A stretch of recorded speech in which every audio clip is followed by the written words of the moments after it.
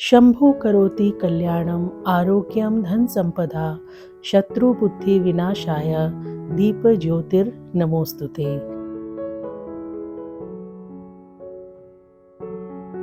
Good morning दोस्तों, एक नई सुबह, एक नई जर्नी, कन्याकुमारी का ये शांत सा सवेरा। हम तैयार हैं अपनी एक और पवित्र यात्रा के लिए, जो कि है कन्याकुमारी से रामेश्वरम की तरफ। तो ब्रेकफास्ट हमने कर लिया है और उसके बाद हम लोग निकल चुके हैं टुवर्ड्स रामेश्वरम। रामेश्वरम का टोटल डिस्टेंस अप्रॉक्सीमेटली 170 किलोमीटर्स है और ड्राइव लगभग 3.5 to 4 आवर्स की टोटल जर्नी है। 3.5 से 4 घंटे लग जाते हैं। अगर आप बीच में कहीं पे ब्रेक लेते हैं तो फिर थोड़ा सा टाइम ज़्यादा लग सकता है।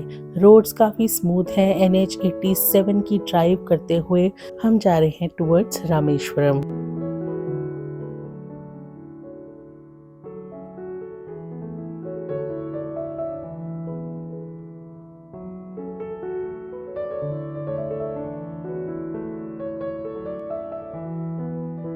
तो लीजिए, 2 घंटे की ड्राइव के बाद अब हमने यहाँ पे एक छोटा सा लंच ब्रेक लिया है।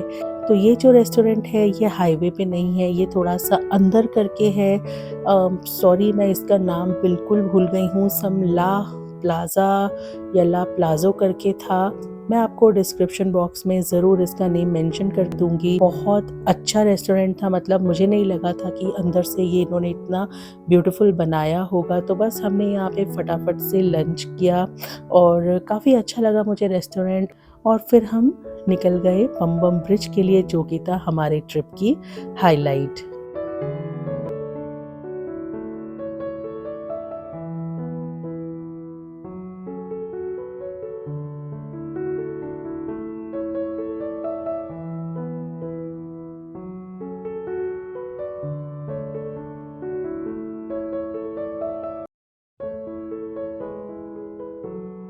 तो लीजिए, finally we reach the legendary Pamban bridge, जिसे देखते ही आपका दिल खुशी से भर जाता है। पम्बम ब्रिज यानी अन्य इंदिरा गांधी रोड ब्रिज एक मावल है इंजीनियरिंग का और भक्ति का भी।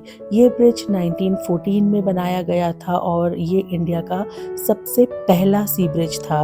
रामेश्वरम को मेनलैंड इंडिया से कनेक्ट करता है और इसकी जो लेंथ है 2.3 किलोमीटर्स है। जब हम वहाँ पे गए थे तब एक और ब्रिज सामने कंस्ट्रक्शन हो रहा था, उसका भी।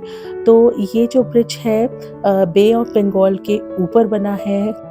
नीचे है ब्यूटीफुल समंदर और आप ऊपर से ड्राइव कर रहे होते हैं तो इतना सररियल लगता है, इतना ब्यूटीफुल लगता है कि शायद मेरे वर्ड्स कम पड़ जाएं।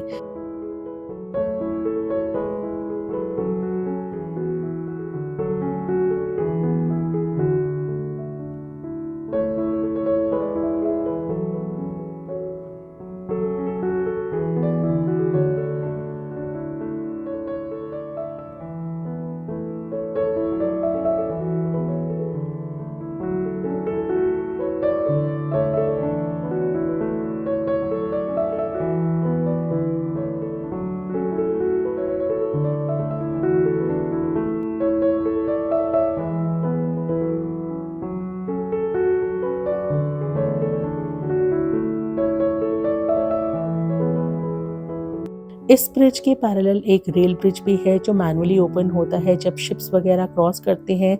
जब भी कोई ट्रेन इस ब्रिज से निकलती है उसका जो वाइब्रेशन है, उसकी जो रिदम है, सब कुछ कम्प्लीटली सिनेमैटिक लगता है। बट जब हम लोग निकल रहे थे तो अनफॉर्चुनेटली हमें उस टाइम पे कंस्ट्रक्शन चल रही थी, जो ट्रेन ब्रिज था, तो हम वो सीन नहीं देख पाए। ब्रिज का रिलीजियस इम्पोर्टेंट भी उतना ही गहरा है। रामेश्वरम एक ऐसा धाम है जहाँ से रामायण की कहानियों का आरंभ होता है। पम्बम के इस पुल के नीचे से राम सेतु का प्राचीन रास्ता भी निकलता है। ऐसा माना जाता है कि इसी समुंदर के पार राम जी लंका के लिए गए थे। हवाओं का झोंका, समुंदर की लहरों की गूंज और ब्रिज की जो ब्यूटी है, सब मिलके एक डिवाइन एटमॉस्फेयर क्रिएट करते हैं। आज भी जब आप यहाँ से गुज़रते हो ऐसा लगता है कि आप सिर्फ़ एक जगह नहीं बल्कि कई युगों के बीच से ट्रैवल करके जा रहे हो। तो अगर आप ड्रोन या कैमरा यूज़ करते हो तो ये स्पॉट कंप्लीटली सिनेमैटिक है, हेवन है।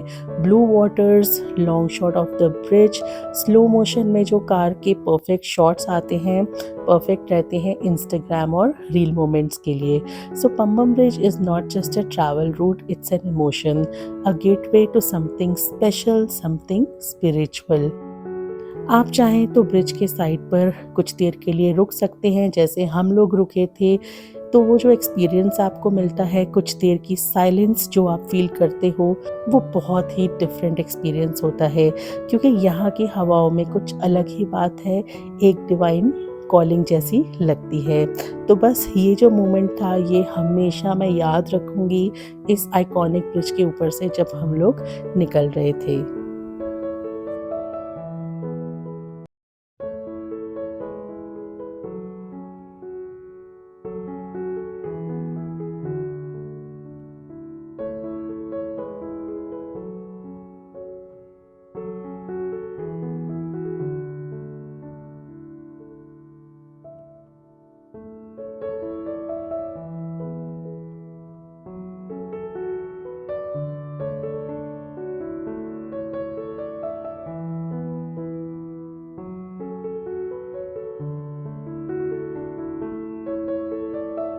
उसके बाद हम लोग पहुँच गए थे होटल, और जो हमारा स्टे था वो था दी रेजिडेंसी रामेश्वरम में।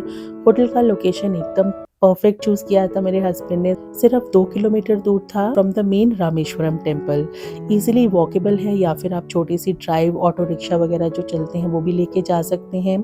चेक इन प्रोसेस बहुत ही स्मूथ था, और हमारा रूम था एक लग्जूरियस स्वीट। ये था इनका एंट्रेंस एरिया, और ये था इनका पूरा रिसेप्शन एरिया।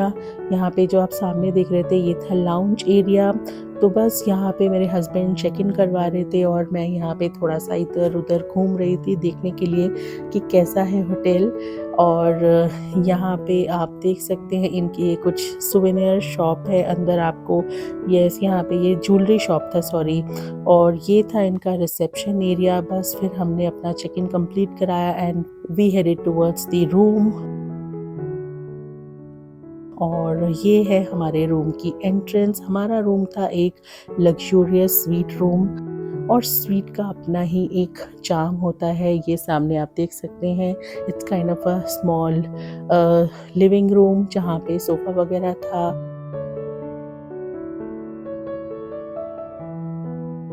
और यहाँ पे आपको ट्विन बेड्स दिख रहे हैं, क्वीन साइज बेड थे।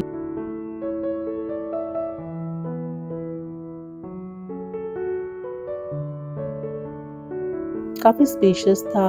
ये था टीवी जो कि 360 डिग्री रोटेशनल था, और ये थी विंडो जहाँ से आपको ये सिंपल सा व्यू दिख रहा था।